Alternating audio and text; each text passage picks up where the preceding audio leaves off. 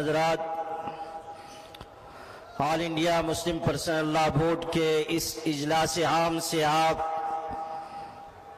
شریعت اسلامیہ کے تحفظ کی باتیں بھی سن رہے ہیں، تحفظ اوقاف کی باتیں بھی سن رہے ہیں، اور ملک کے ان مشکل حالات میں آپ کو حوصلہ اور ہمت بھی یہاں سے بخشی جا رہی ہے۔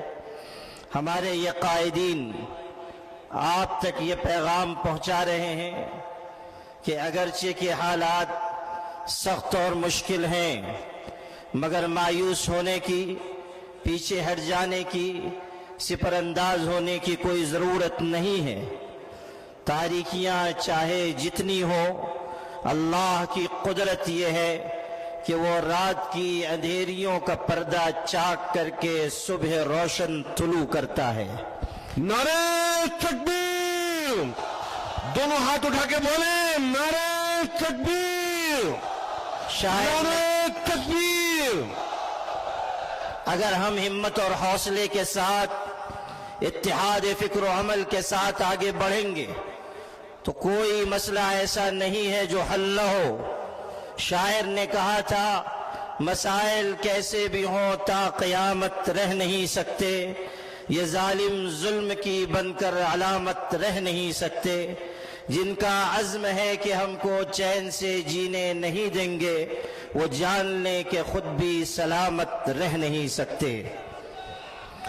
حضرات گرامی، آئیے کہ اب ہم ایک ایسے خطیب اور مقرر کو سنیں جن کی تقریر میں جوش بھی ہے اور متانت بھی، اعتدال بھی ہے اور حوصلہ بخشنے کی صلاحیت بھی۔ ایک ایسا خطیب جس نے کشمیر سے لے کر کنیا کماری تک مسلمانوں کو اصلاح و تربیت کا پیغام بھی پہنچایا اور ان کے جذبات اور حوصلوں کو تازگی بھی بخشی۔ ایک ایسا مقرر جس نے یہ کہا تھا کہ عبید اللہ خان اعظمی کان میں نہیں میدان میں بات کرتا ہے۔ آل انڈیا مسلم پرسنل لا بورڈ کے نو منتخب صدر حضرت مولانا عبید اللہ خان اعظمی صاحب آپ سے خطاب فرمائیں گے، آپ کے جوش، جذبے اور ولولے کو مزید تازگی بخشیں گے۔ شاعر نے کہا تھا، بات ہیرا ہے، بات موتی ہے، بات لاکھوں کی لاج ہوتی ہے، بات ہر بات کو نہیں کہتے، بات مشکل سے بات ہوتی ہے۔ خطیب الہند حضرت مولانا عبید اللہ خان اعظمی نائب صدر آل انڈیا مسلم پرسنل لا بورڈ تشریف لا رہے ہیں۔ بولو گے ہاتھ اٹھا کے نعرہ تکبیر! السلام علیکم ورحمۃ اللہ وبرکاتہ۔ نحمدہ ونصلی علی حبیبہ الکریم، اما بعد فاعوذ باللہ من الشیطان الرجیم، بسم اللہ الرحمن الرحیم۔ ولا تہنوا ولا تحزنوا وانتم الاعلون ان کنتم مؤمنین۔ صدق اللہ العلی العظیم۔ اللہم صلی علی سیدنا و مولانا محمد وآلہ وصحبہ اجمعین۔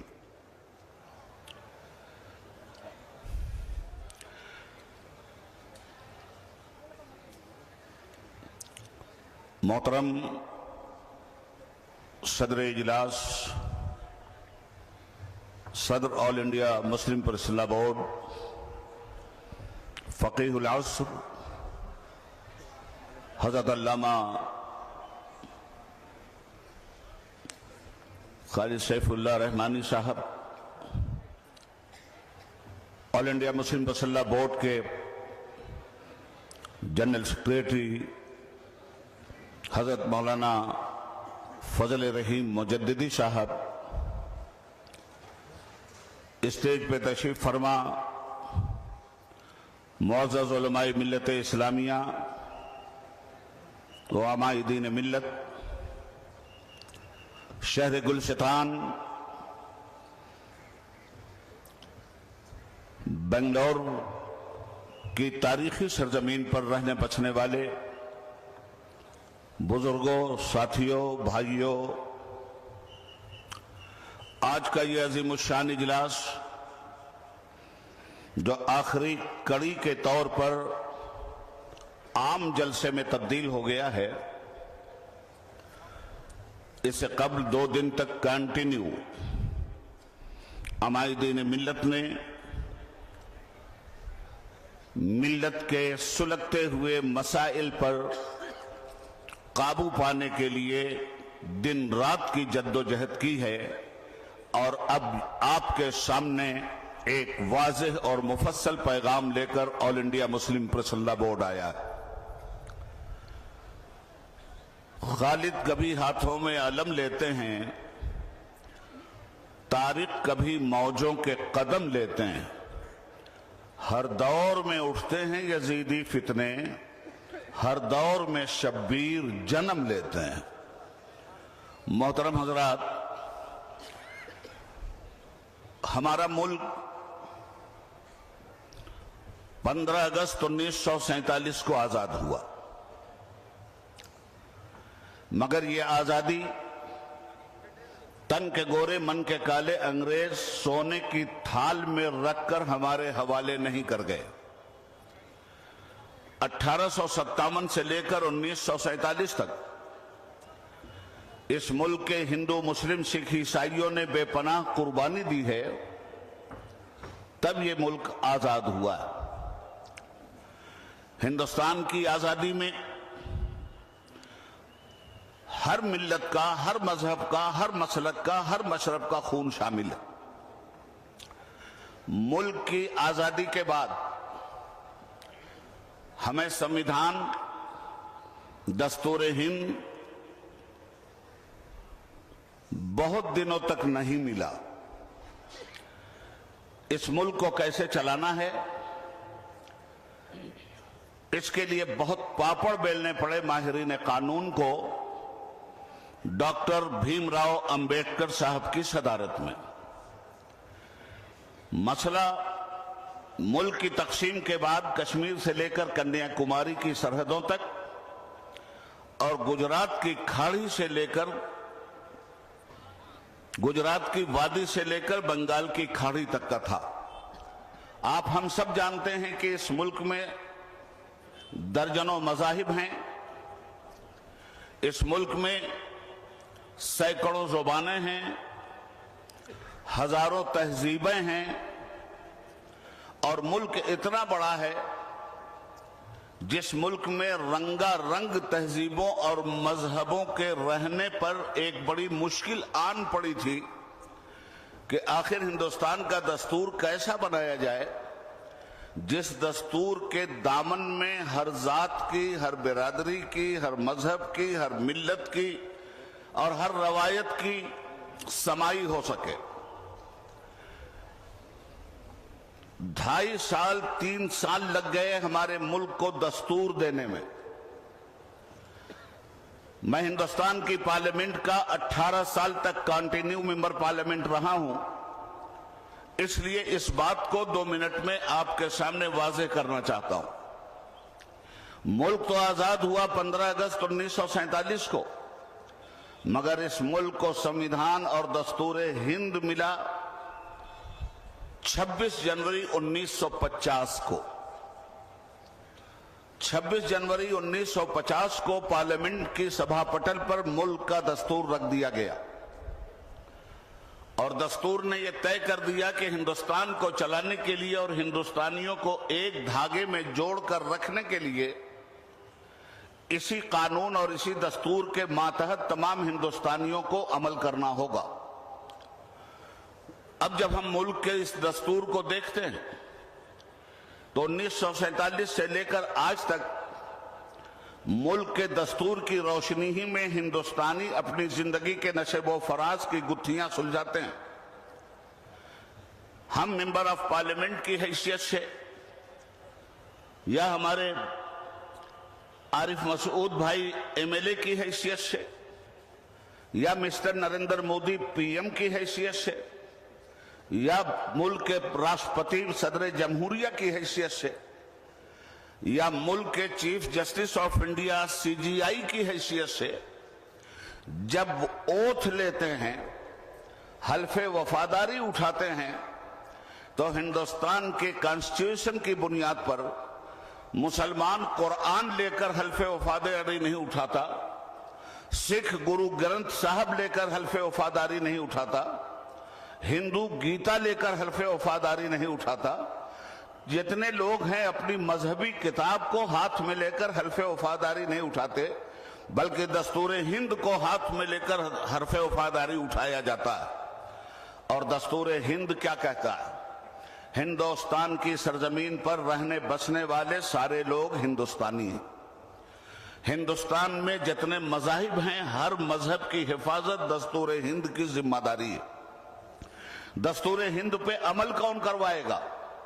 عمل کروانے کے لیے آپ کے سلیکشن سے الیکشن کے ذریعے گورنمنٹ بنتی، اور جو گورنمنٹ اکثریت کے ساتھ پاور میں آ جاتی ہے، اس گورنمنٹ کی ذمہ داری ہوتی ہے کہ اصولوں سے منحرف نہ ہو کر ہندوستانیوں کو مصیبت میں نہ ڈالتے ہوئے ان کے مسائل کا صحیح حل تلاش کرے۔ اس ملک کی آزادی اس لیے نہیں حاصل کی گئی تھی کہ مندر اور مسجد کے نام پر سیاست کی جائے۔ اس ملک کی آزادی اس لیے نہیں حاصل کی گئی تھی کہ لوگوں کے دھرم کرم میں ہستکشیپ کیا جائے۔ ملک کا دستور ہند صاف طور پہ کہتا ہے کہ ہر مذہب کے لوگوں کو اپنے اپنے مذہب پر رہنے کی آزادی ہے، اپنے اپنے مذہب پر عمل کرنے کی آزادی ہے، اپنے اپنے مذہب کی تبلیغ کرنے کی آزادی، اور اپنی اپنی سمپتی کو اور اپنی اپنی جائیدادوں کی حفاظت کرنے کی آزادی۔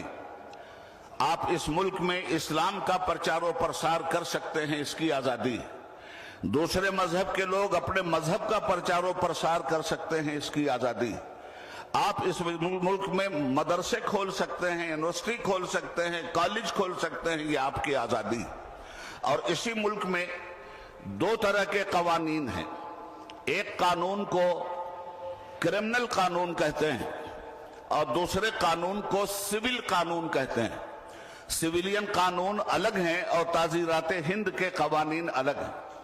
جب مسلمانوں کے مسائل کی بات آئی تو اس ملک میں دستور ہند نے یہ طے کیا کہ جہاں تک تعزیرات کا مسئلہ ہے، اگر کوئی مسلمان چوری کرے گا تو اس چور کا ہاتھ اسلام کے قانون کی روشنی میں نہیں کاٹا جائے گا، بلکہ ہندوستان کے دستور کی بنیاد پر اس چور کو سزا دی جائے گی۔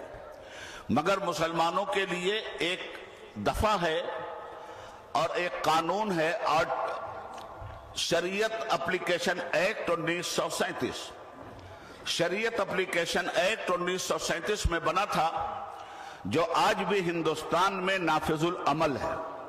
شریعت اپلیکیشن ایکٹ میں دستور ہند نے مسلمانوں کے بارے میں جو واضح پیغام دیا، وہ پیغام یہ تھا کہ مسلمان اپنے داخلی مسائل کا حل قرآن اور سنت کی بنیاد پر تلاش کریں گے۔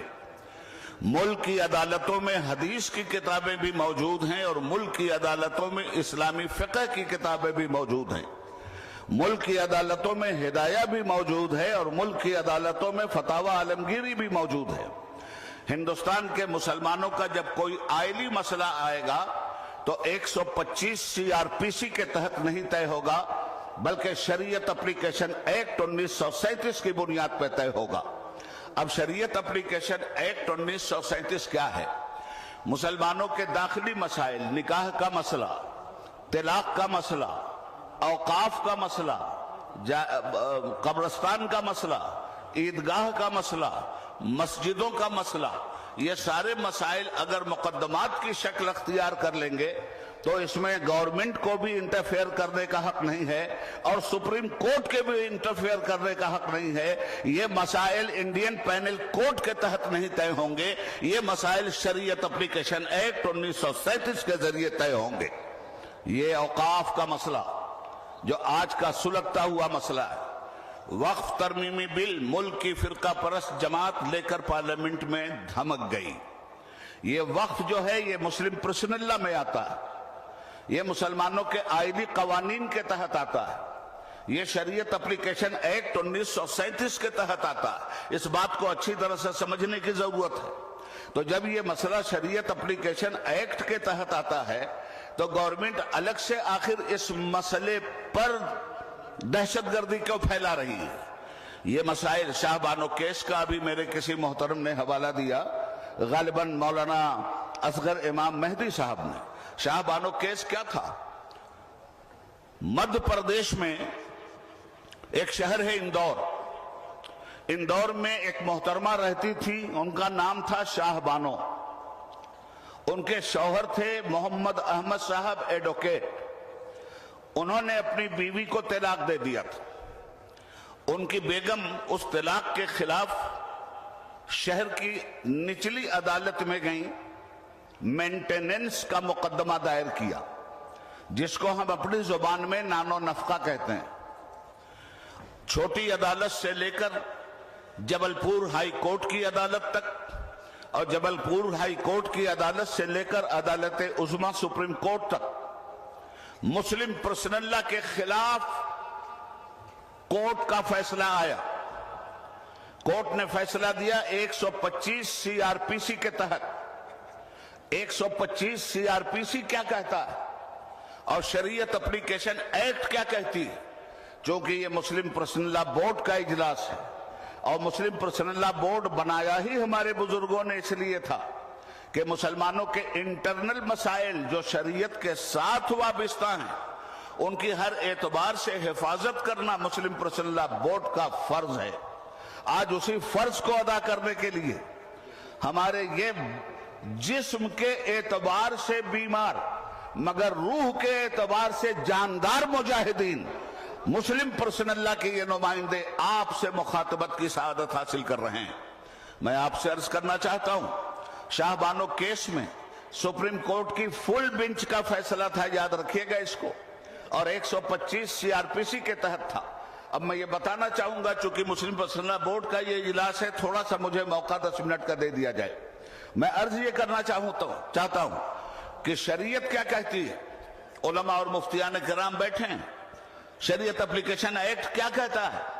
अगर आपने अपनी बीवी को तलाक दे दिया है तो इद्दत की मुद्दत तक का खर्च उसे आपको देना होगा, और उसके बाद वो औरत भी आजाद है, आप भी आजाद है। मगर इसके खिलाफ फैसला ये आया और 125 सीआरपीसी के तहत मुस्लिम पर्सनल लॉ में इंटरफेयर करते हुए फैसला आया कि शाह बानो जब तक मरकर हिंदुस्तान से कब्रिस्तान नहीं पहुंच जाती, या शाह बानो जब तक दूसरी शादी नहीं कर लेती, तब तक उनको सारा खर्चा तलाक देने वाले शौहर को देना होगा। मुसलमानों ने अंगड़ाई ली। यह मसला 1984 1985 में चला और 1986 जुलाई तक चलता रहा। सुप्रीम कोर्ट की फुल बेंच ने मुस्लिम पर्सनल लॉ के खिलाफ फैसला दिया था। मुस्लिम पर्सनल लॉ बोर्ड इसी तरह मैदान में आया, और मुस्लिम पर्सनल लॉ बोर्ड ने पूरे हिंदुस्तान में इसी तरह लाखों लाख मुसलमानों की मौजूदगी दर्ज कराई और हुकूमत को यह बताया कि है कौले मोहम्मद कौले खुदा, फरमान न बदला जाएगा, बदलेगा जमाना लाख मगर कुरान न बदला जाएगा। और नतीजे में 1986 में मुल्क की पार्लियामेंट में मुसलमानों 2:30 बजे रात तक पार्लियामेंट का सेशन चला है, और 2:30 बजे रात में यह फैसला हुआ कि सुप्रीम कोर्ट की फुल बेंच का फैसला मुल्क की अदालत ने चूंकि संविधान के खिलाफ दिया है, इसलिए इसे डिलीट किया जाता है, रिजेक्ट किया जाता है, और शरीयत एप्लीकेशन एक्ट 1937 को बहाल किया जाता है। एक लड़ाई आप लड़ चुके हैं 1985 और 86 में, और अल्लाह ने आपको कामयाबी दी थी। मुल्क की आजादी इसलिए नहीं दी गई थी कि एक की गुलामी से निकलकर दूसरे के गुलाम हम बन जाएं, मगर सफेद अंग्रेज बड़ा होशियार था। जाते जाते काली औलादें यहां पैदा करके गया था। लड़ाओ और हुकूमत करो, ये उसकी पॉलिसी थी। लड़ाओ और हुकूमत करो, आज उसकी काली औलादों की पॉलिसी है। न सफेद अंग्रेजों की पॉलिसी चलने देंगे, न उनकी काली औलादों की पॉलिसी चलने लगेंगे। नाराए तकबीर, नाराए तकबीर। मुस्लिम पर्सनल लॉ बोर्ड दाखिली एतबार से मुसलमानों के मसाइल क्या हैं उन पर भी निगाह रखता है, और खारजी एतबार से मुसलमानों के क्या मसाइल हैं उन पर भी निगाह रखता है। आज खारजी एतबार से हमारे हुकूक को हड़प कर लेने की اور ہماری وقف املاک کو تباہ کرنے کی جو سازش کی گئی ہے، مسلم پرسنل بورڈ اس پر بے چین ہو کر آج آپ کو بلائے ہوئے ہے۔ مگر میں آپ سے کہنا چاہتا ہوں، اس ملک میں 2 فیکٹریاں کھلی ہوئی ہیں، ایک انٹرنل فیکٹری ہے اور ایک ایکسٹرنل فیکٹری ہے۔ خارجی فیکٹری اسلام کے دشمنوں نے کھول رکھی ہے اور وہ دن رات آپ کو تنگ کر رہے ہیں، اور داخلی فیکٹری بدقسمتی سے مسلمانوں نے خود کھول رکھی ہے۔ یہ شراب جو مسلمان پی رہا ہے، اس کی داخلی فیکٹری کا نکلا ہوا ہے۔ یہ جو زناکاری ہو رہی ہے، یہ داخلی طور پہ مسلمان کر رہا ہے۔ یہ جو سود کھا رہا ہے، یہ داخلی طور پہ مسلمانوں کا مسئلہ ہے۔ مسلمانوں کو حکومت نے نہیں کہا ہے کہ سود کھاؤ، مسلمانوں کو کسی باہر کی طاقت نے نہیں کہا ہے کہ شراب پیو، مسلمانوں کو کسی باہر کی طاقت نے نہیں کہا ہے کہ تعلیم مت حاصل کرو۔ تو خارجی طور پر ہمیں تباہ کیا جا رہا ہے۔ جرم یہ ہے کہ ہم مسلمان ہیں، اور داخلی طور پر ہم کوئی ایسا کام ہی نہیں کرتے جس سے ثابت کریں کہ واقعی ہم رسول اللہ کی امت ہیں صلی اللہ علیہ وآلہ وسلم۔ دنیا کی نگاہ میں آج ہمارا جرم کیا ہے؟ ہندوستانی مسلمانوں، دنیا کی نگاہ میں تمہارا جرم صرف اتنا ہے کہ تم مسلمان ہو۔ تو زمین کے اوپر تو ہم اس جرم میں مار کھائیں کہ ہم مسلمان ہیں، اور زمین کے نیچے جاتے ہی منکر نکیر پوچھیں کہ تم مسلمان کب تھے، تو ہم تو ادھر سے بھی گئے بھائی، ادھر سے بھی گئے۔ اس لیے یہ اجلاس بڑی متانت اور سنجیدگی کا اجلاس ہے۔ آپ کے مسائل پر گفتگو ہو رہی ہے۔ اگر ہم حکومت کی غلط پالیسیوں کو ختم کروانے میں کامیاب بھی ہو گئے، اور انشاءاللہ ہوں گے، تو میں آپ سے یہ کہنا چاہتا ہوں کہ کیا آپ اپنی اندر کی کمزوریاں ختم کیجئے گا یا نہیں کیجئے گا؟ ابھی باتیں ہو رہی تھیں کہ جہیز دنیا بھر کا لیا جا رہا ہے۔ میں مسلمانوں اپنے علماء سے ہاتھ جوڑ کر معافی مانگتا ہوں، اور فتوے کی تلوار نکال لیں وہ میان سے، میری گردن پہ بھی رکھ دیں، مگر جب تک میری پوری بات نہ ہو جائے وہ تلوار خدا کے لیے نہیں چلنی چاہیے۔ میں تم سے بالکل الگ بات کہنا چاہتا ہوں۔ لوگ یہ کہتے ہیں کہ غریب لڑکیوں سے شادی نہیں کر رہے ہیں لوگ، صرف امیر گھرانہ تلاش کرتے ہیں۔ میں ان لوگوں کا ساتھ دینا چاہتا ہوں جن کا نظریہ یہ ہے کہ غریب گھر میں ہم شادی نہیں کریں گے۔ میں ان کا آج ساتھ نہیں دینے کے لیے تیار ہوں جن کا نظریہ یہ ہے کہ ہم غریب گھر کے اندر شادی نہیں کریں گے، مت کرو شادی۔ میں تو کہتا ہوں کسی قیمت پر کسی غریب کے گھر میں شادی مت کرنا۔ میں تمہارے فیور میں ہوں، جب بھی شادی کرنا تو امیر گھرانے میں کرنا، دولت مند لڑکی نہ ہو تو شادی مت کرنا، اس کے گھرانے والے دولت مند نہ ہو تو شادی مت کرنا۔ مگر یہ دولت کا پیمانہ تم نہیں طے کرو گے، یہ دولت کا پیمانہ وہی شریعت طے کرے گی جس کی حفاظت کے لیے اجلاس ہو رہا ہے۔ ہم رسول پاک سے پوچھیں گے یا رسول اللہ غریب مسلمان کون ہے اور امیر مسلمان کون ہے، تو نبی کی بارگاہ سے ہمیں یہ پیغام ملے گا، غریب مسلمان وہ ہے جو نماز نہیں پڑھتا، امیر مسلمان وہ ہے جو نماز پڑھتا ہے۔ غریب مسلمان لڑکی وہ ہے جو نماز نہیں پڑھتی، امیر مسلمان لڑکی وہ ہے جو نماز پڑھتی ہے۔ غریب مسلمان لڑکی وہ ہے جو حرام نہیں کھاتی، امیر لڑکی وہ ہے جو حرام نہیں کھاتی۔ تو جب شادی ہی کرنی ہے تو ایسا گھرانہ تلاش کرو جس میں دین کی دولت موجود ہو، اخلاق کی دولت موجود ہو، حیاداری کی دولت موجود ہو، بے پردگی سے وہ بچ رہی ہو۔ آخر غریبی اور امیری کا یہ معیار آپ نے کیوں قائم کر لیا ہے؟ اللہ اور رسول نے جو غریبی اور امیری کا معیار قائم کیا ہے، آپ آئیے اس معیار کی طرف۔ دنیا کیا آپ کو بدلے گی؟ آپ تو خود بھی اپنے دین کو بدلتے چلے جا رہے ہو۔ بات بڑی کڑوی ہے۔ میں آپ سے پوچھنا چاہتا ہوں، جب جہیز آپ لیتے ہیں وہاں دین آپ کا ہوتا ہے، جب بارات آپ لے کے جاتے ہیں وہاں دین آپ کا ہوتا ہے، جب پٹاخے آپ پھوڑتے ہیں وہاں دین آپ کا ہوتا ہے، جب آپ فضول خرچی کرتے ہیں کیا وہاں دین آپ کا ہوتا ہے، جب مال کی آپ نمائش کرتے ہیں کیا وہاں دین آپ کا ہوتا ہے، جب ایک دوسرے کو 6 انچ چھوٹا کرنے کی کوشش دولت حاصل کرنے کے لیے آپ کرتے ہیں تو کیا آپ کا دین وہاں ہوتا ہے؟ بارات جائے گی، شادی ہوگی تو شادی اسلامی طریقے سے ہوگی یا غیر اسلامی طریقے سے؟ تو اب شادی کا اہتمام ہمارے ہاں کیسے ہو رہا ہے؟ پہلے مہندی کی رسم، اسلام غائب، उसके बाद रत जगे की रस्म, इस्लाम गायब। उसके बाद ढोलक बजेगी, इस्लाम गायब। उसके बाद लड़की वालों पे 200 बारातियों का बोझ डाला जाएगा, इस्लाम गायब। उसके बाद पटाखे फोड़े जाएंगे, वहां भी इस्लाम नहीं। उसके बाद बारात जाएगी, वहां भी इस्लाम नहीं। उसके बाद जब लड़की वाले के घर पे पहुंचेंगे तो वहां भी तूफान मचाएंगे, वहां भी इस्लाम नहीं। कहीं भी तो आपके साथ इस्लाम चला, या कहीं भी इस्लाम को आप साथ में लेके चले।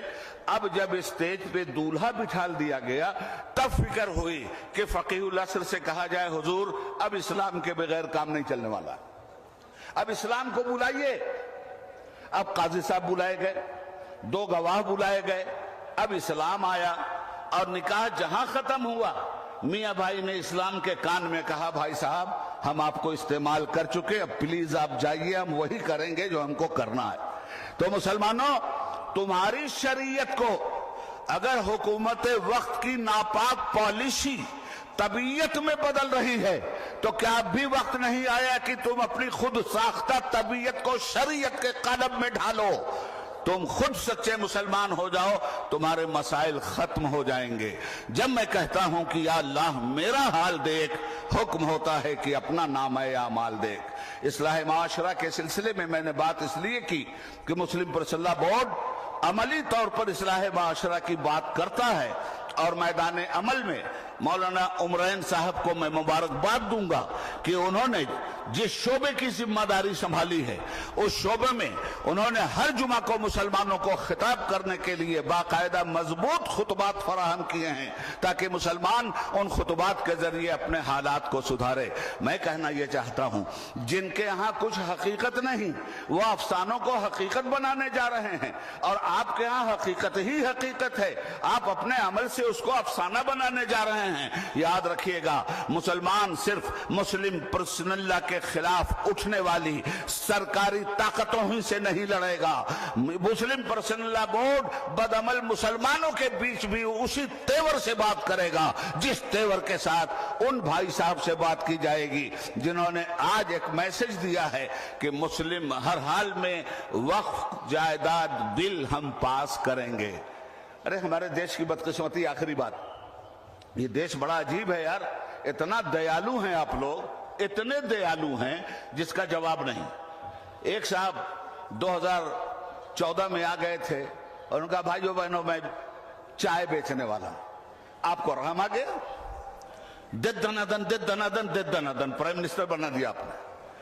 तो अगर चाय ही बेचने वाले को बनाना था तो केला ठेला पे रखने वाले मर गए थे क्या?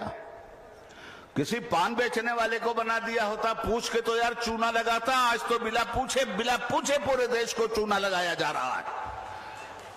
तो हम ये चूना लगाने में उन्हें कामयाब नहीं होने देंगे। आखिरी बात यह है दोस्तों कि पर्सनल बोर्ड अपनी वाज़ेह पॉलिसी आपके सामने रखेगा। हमें जरूरत पड़ सकती है, हमारे किसी साथी ने कहा था कि संसद में तुम बैठे हो, सड़क हमारी है, तो सड़क आपका इंतजार कर रही, और वक्त आने पर अगर बोर्ड ने आपसे ये गुजारिश की कि अब आइए सड़क पर, तो आप पूरे मुल्क में बोर्ड की आवाज बनकर ये बतला देंगे इन लोगों को कि न झुके थे न झुकेंगे। अल्लाह रब्बुल आलमीन हमें और आपको इस्तिकामत अता फरमाए, दाखिली एतबार से भी हमारे मसाइल का सद्देबाब फरमाए, और खारजी एतबार से भी हमें कुव्वत अता फरमाए कि मुस्लिम पर्सनल बोर्ड कामयाबी के साथ आपकी नुमाइंदगी करने में अल्लाह रब्बुल आलमीन की बारगाह में सुरखरू हो जाए। खुदा हाफिज।